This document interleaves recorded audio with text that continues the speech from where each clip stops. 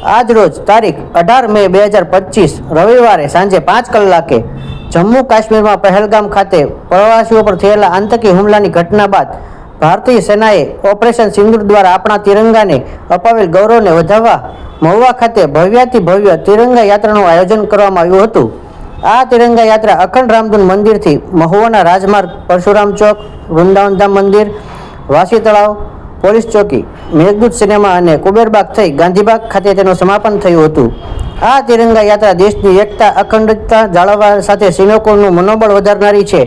રાષ્ટ્રની રક્ષા કરતા ભારતીય સેનાના સન્માનમાં તેમજ ભારતીય સેનાનો આભાર તેમજ હોંસલો બુલંદ કરવા માટે મહુવાના નાગરિકો દ્વારા આ તિરંગા યાત્રાનું આયોજન કરવામાં આવ્યું હતું।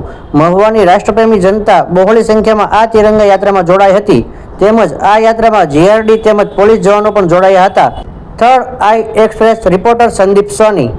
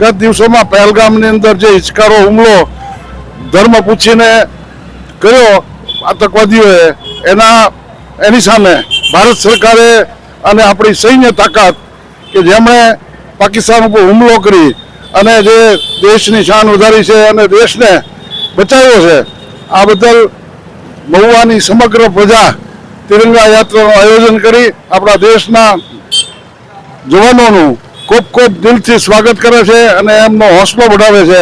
ભારત માતા કી જય।